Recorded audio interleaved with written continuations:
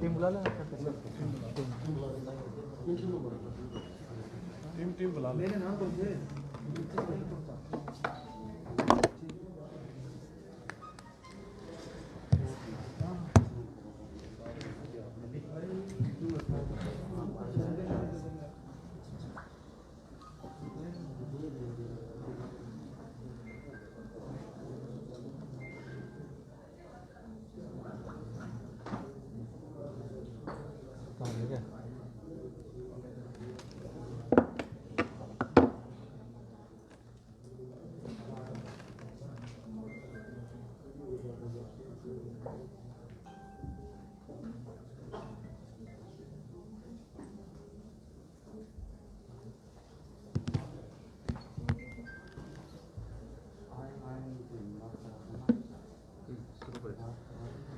ठीक है। तो जैसा कि आपको पता है कि समालखा में एक व्यापारी की लूट के दौरान हत्या हो गई थी पिछले हफ्ते।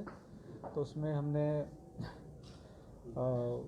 3 आरोपी को पकड़ने में हमें सफलता मिली है और चौथा आरोपी फरार है। कुल मिला के 4 लोग इसमें इन्वॉल्व थे। CIA 1 की टीम और DSP समालखा प्रदीप के नेतृत्व में ये केस को क्रैक करने में सफलता मिली है। तो जो 3 लोग हैं, जो 4 लोग हैं, चारों समालखा के ही रहने वाले हैं। एक प्रशांत है पंचवटी कॉलोनी का, एक वंश है माता पुलिया रोड का ही, अंशुल जो है शास्त्री कॉलोनी भापरा रोड समालखा का ही। तो इसमें 2 लोग थे जो रेकी करने में इन्वॉल्व थे, उसमें वंश और अंशुल। उसमें एक जो वंश है, जो मरने वाले हैं उसके बेटे के दोस्त हैं। तो इन्होंने बेसिकली रेकी किया और उनको पता था कि शाम को ये दुकान से जब लौटते हैं तो पैसे लेके जाते हैं, बैग थैला भरा। और वंश और अंशुल ने वहाँ पे रेकी करके, प्रशांत और दीपक करके है, दीपक आटा का है, तो ये लोग बाइक पे थे। तो इनको इनपुट दे दिया कि ये दुकान से चल पड़े हैं। और तो प्रशांत जो बाइक चला रहा था और दीपक पीछे बैठा हुआ था। और फिर उन्होंने इसको हाँ जी सर, इसमें आरोपी नहीं, आरोपी का फ़ोटो आपको अलग से मिल जाएगी। तो इन्होंने पीछा किया और लूट, जो दीपक है वो बाइक से उतर के बैग छीनने के प्रयास किया। और उसके दौरान जब उन्होंने रेजिस्ट किया राजकुमार जी ने, तो उसने उन पर गोली चला दिया, जिसमें उनकी मौत हो गई। और तो 3 लोग तो गिरफ्तार हो चुके हैं। चौथा जो दीपक है फरार चल रहा है, तो उसको हमने उस पर 1 लाख और हमने अनाउंस कर रखा है। तो जैसे ही अगर वो आप लोगों के माध्यम से मैं सभी को बोलना चाहूँगा कि जो भी उसके खिलाफ जो भी इनपुट आएगी तो उस पर उचित इनाम दिया जाएगा। जो दीपक है उस पर पहले भी आपराधिक मुकदमे दर्ज है। हाल में ही अक्टूबर में 2021 अक्टूबर में सदर गोहाना में डबल मर्डर के केस में भी वांटेड है, फरार चल रहा है वहाँ पे। तो बाकी इन लोग को आज रिमांड पे ले लिया हमने। हाँ सर, 5 दिन के रिमांड पे लिया हमने और कोशिश करेंगे कि दीपक को हम जल्द से जल्द गिरफ्तार करें। गिरफ्तारी कहाँ से? पावटी गांव है, वहीं से वहाँ पे खदानों है, वहाँ के बीच में उनकी गिरफ्तारी हुई है। ये लूटपाट करना चाहते थे या हत्या करनी? जैसा मैंने आपको बताया कि पूरा जो प्रकरण मैंने बताया आपको डिटेल में ही कि इनका इरादा लूट करने का था। लूट के दौरान ये चूँकि आम थे और उन्होंने रजिस्टेंस किया, उसके दौरान उसकी हत्या कर दी। इनका और भी कोई रिकॉर्ड निकला है सर? हाँ, बताया मैंने। दीपक के खिलाफ तो फिलहाल अक्टूबर 2021 में ही सदर गोहाना में डबल मर्डर का केस रजिस्टर्ड है, उसमें वो फरार चल रहा है। जो फरार है सर उसकी? हाँ, जो फरार है। उसी दिन रेकी की थी सर? इससे पहले भी इन्होंने प्लान बना चुके थे कितने दिन पहले? ना, उस दिन ही प्लान था इनका, उस दिन ही रेकी किया था। दीपक जैसा कि आपराधिक प्रवृत्ति का है, उसी ने ही सभी को जाल में फंसाया और पैसे का लालच देके, और इन्होंने आपस में पैसे भी ट्रांसफ़र किए हैं। तो उन सब की चीज़ें भी रिकॉर्ड पे हम लाएंगे जिससे कि इन लोग को सज़ा मिल सके। कैश कितना था सर? कैश अभी जो दीपक है, दीपक भी आएगा, है ना। मेन तो कैश लेके वो भागा था, तो कितना कैश था उसके बारे में हाँ बिल्कुल बटा होगा। बट जो मास्टरमाइंड था वो दीपक अभी भी फरार चल रहा है। तो जैसा आएगा फिर आपको और उचित सूचना दी जाएगी। जो था सर इसमें यूज़ किया जो? हाँ, दीपक के पास ही वेपन है। अच्छा। और इसमें CIA 1 और DSP समालखा प्रदीप ने काफ़ी मेहनत की और सारे समालखा के शहर के सारे CCTV फुटेज वगैरह आइडेंटिफाई किया, उनका रूट आइडेंटिफाई किया और कुछ चीज़ में शक हुआ जिससे कि अंशुल और वंश इन लोग की संलिप्तता नज़र आ रही थी। और इसमें डिटेल में पूछताछ में फिर सारी चीज़ें डिस्क्लोज हुआ। तो सर ये फरारी इन्होंने कहाँ काटी इन दिनों में? कहाँ? वो चलो जांच का विषय भी बताएंगे, अभी रिमांड पे लिया ही है तो और भी सारी चीज़ें। कहाँ? ये सब यहीं के रहने वाले हैं। बताया प्रशांत जो है पंचवटी कॉलोनी समालखा का रहने वाला है, वंश जो है माता पुलिया रोड समालखा का है, अंशुल जो है शास्त्री कॉलोनी समालखा का है, और जो दीपक है वो आटा गांव का किसी समालखा गैंग का से है। भी जुड़े हैं सर? फिलहाल ये 3 तो गैंग से जुड़े नज़र नहीं आ रहे। बाकी दीपक की संलिप्तता देखेंगे, दीपक जो हार्डकोर है और इसलिए उस पर 1 लाख का रिवॉर्ड डिक्लेयर कराया हमने।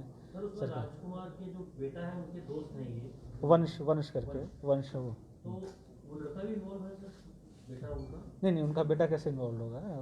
क्योंकि वंश का आना जाना था इनके घर पे, तो उसको पता था कि वे पैसे लेके आते हैं। जो मेन इनपुट थी वो वंश की तरफ से, वंश का क्योंकि आना जाना था तो उसको पता था कि भाई ये पैसे लेके आते हैं। और एक्चुअली शक इसी सब चीज़ पे हुआ क्योंकि वंश जो है कभी आया नहीं, फिर इनके दाग पे भी नहीं आया, इनके परिवार में भी नहीं आया, कभी नहीं आया, तो जिससे परिवार को भी शक हुआ इस बात पे, और कुछ और जगह से उनको इनपुट मिली तो उस पर हमसे शेयर किया हमने। क्योंकि 4 में से सिर्फ 1 का रिकॉर्ड मिला है, बाकी 3 इसमें प्रेशर है सर।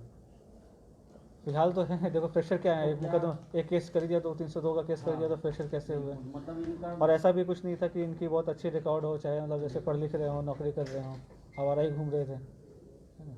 ये पहला इंसिडेंट है सर इनके थ्रू हुआ, दीपक को छोड़ के? हाँ, इनका भी अभी तक तो पहले काफ़ी कम उम्र है, 18 साल ही इनकी उम्र है। इन्होंने सर जो रुपए लूटने थे, इरादा लूटने का था, इन्होंने करना क्या था रुपए? क्या कोई खर्च करने थे रुपए, और ऐसा कुछ अभी तो नहीं है, है ना। ऐशो आराम था बेसिकली, इजी मनी है, उनको लगता है कि था इजी मनी है। ये दीपक के संपर्क में कैसे आए सर? ये कोई लिंक है या फिर कुछ? जैसे बताया, दीपक जो है ना आटा गांव का ही है जी। ठीक है, तो समालखा का लोकल सही है ठीक है। तो हमारे निश्चित ही चले हमारे रडार पे नहीं था क्योंकि वो वहाँ पे सदर, हमारे पास कोई केस रजिस्टर्ड नहीं है दीपक का, इसलिए हमारे रडार पे नहीं था, बट वो सदर गोहाना के सोनीपत में मुकदमा दर्ज था, तो फॉर समहाउ ये कम्युनिकेशन गैप रह गया हमारे में। इनका एजुकेशन क्या है सर? दीपक का क्या एजुकेशन है? इसमें आपको डिटेल प्रेस नोट दे देंगे इसमें। सर किन धाराओं के तहत मामला दर्ज हुआ, कितने दिन के रिमांड के लिए? ऐसे लूट और हत्या का आपको डिटेल FIR के डिटेल्स आपको पहले भी दे रखे हैं, और मेन तो 302 है इसमें ना। अब जो 302 से बड़ी धारा तो कोई होती नहीं है ना, 302 तो लगी है, 395-97 होगी, क्या लगी है? 302 ही है ना। हाँ, व्यापारियों की मांग थी समालखा में CCTV कैमरे लगाने की, हुआ जी? तो काफ़ी कुछ हुआ है। हमने व्यापारियों से डिटेल में मीटिंग लिया था, कुछ जिम्मेदारी उन्होंने ली थी क्योंकि अब ऐसे तो अचानक से सरकार से तो पैसे नहीं आ रहे आपके पास, है ना, तो अलग अलग फंड्स हैं, तो काफ़ी कुछ उन्होंने खुद ही लगाए हैं, और कुछ और भी तरीके से कॉर्पोरेट सोशल रिस्पॉन्सिबिलिटी के तहत हम देख रहे हैं काफ़ी सारे। और जो उनके जो कैमराज लगे थे उन्होंने ठीक भी कराए हैं, और उसकी पोजीशनिंग ऐसी कराई है कि रोड पे रोड की तरफ उसका फेसिंग हो। और सब आपके माध्यम से सभी को बताना चाहूँगा कि CCTV का ही इसमें काफ़ी सपोर्ट रहा, और काफ़ी टाइम लगा, काफ़ी मेहनत लगी, बट CCTV ही खंगालते खंगालते हमने काफ़ी सारी चीज़ें हमें पता चला, उसका रूट क्या था, कौन कब आया, कौन कब गया, उसका हुलिया कैसा था।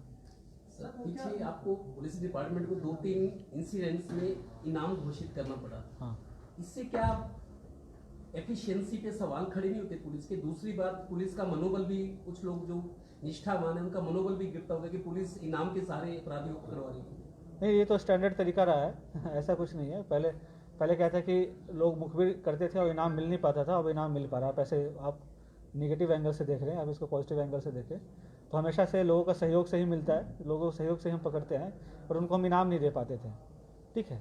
तो अब इनाम का प्रावधान है, सरकार भी काफ़ी लिबरल है, सरकार की तरफ से भी मैसेज है कि आप इनाम डिक्लेयर करें, और जो पुलिस की इमदाद करते हैं आप उसको फाइनेंशियली हेल्प करें, तो इसलिए इनाम डिक्लेयर कर रहे हैं।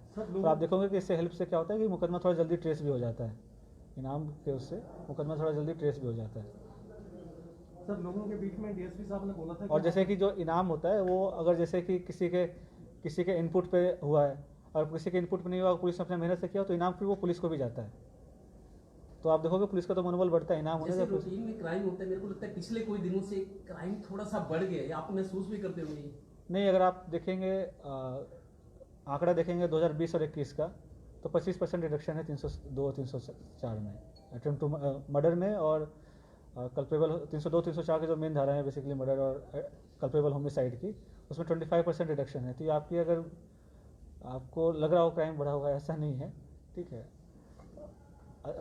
14-15 ऑलमोस्ट 25% रिडक्शन है नंबर ऑफ फिगर्स में। 21 और 22 का फिर हम देखते हैं अभी क्या होगा, ठीक है। ये निश्चित है कि चोरी की घटनाएं और लूट की घटनाएं उनकी रजिस्ट्रेशन बढ़ी हैं, और छोटी छोटी घटनाएं भी रजिस्टर हो रही हैं, जिससे ओवरऑल संख्या बढ़ी है।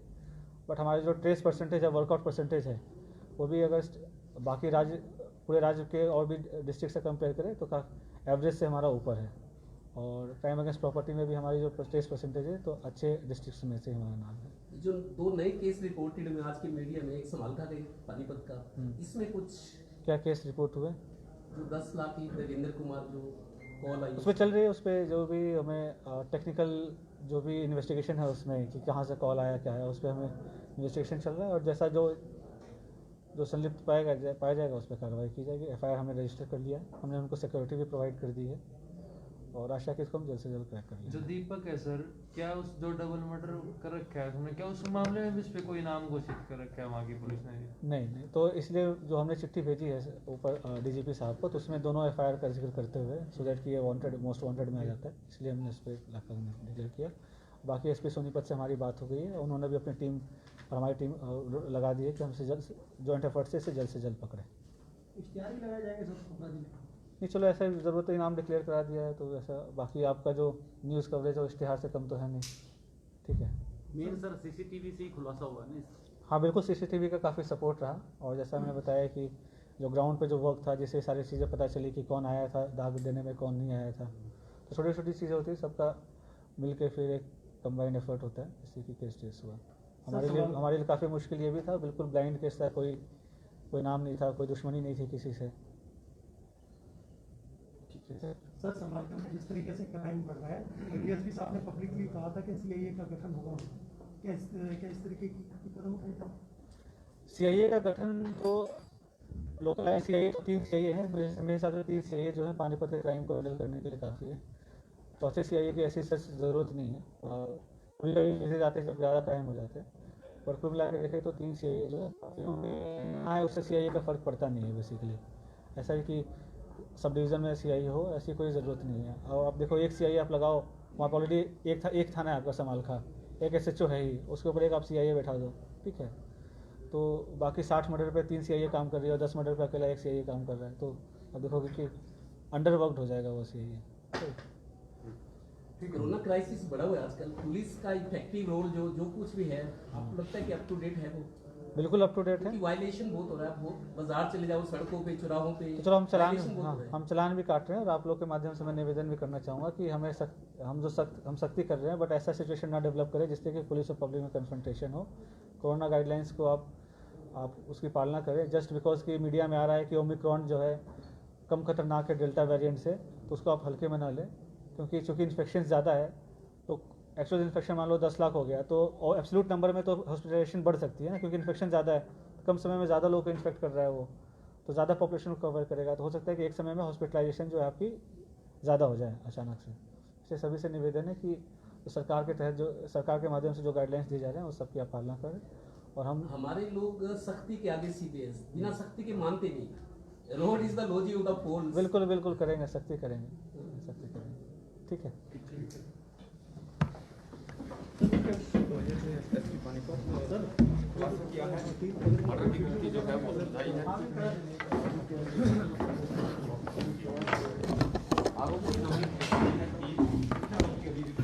तो पानीपत पुलिस ने पुष्टि कर दी है, 3 लोगों को अरेस्ट किया गया, लेकिन अभी भी मुख्य आरोपी जो है फरार बताया जा रहा है।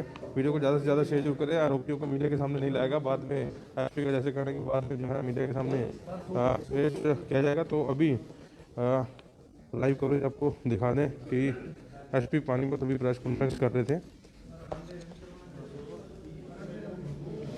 तो ये वो आरोपी हैं,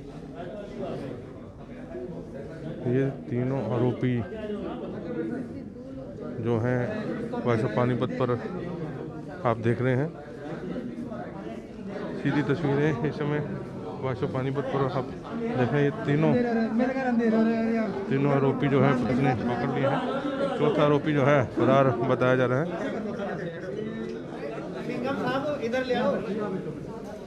तो सचिन यार, सचिन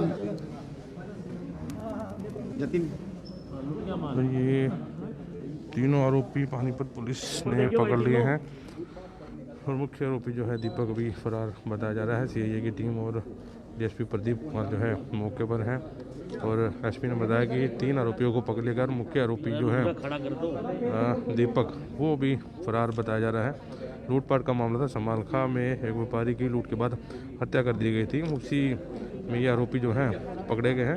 वीडियो को ज़्यादा से ज़्यादा शेयर जरूर करें और बता दें आपको ये पानीपत समालखा का जो है ये मामला था और अब जो है पूरी तरह से ट्रेस कर लिया गया है।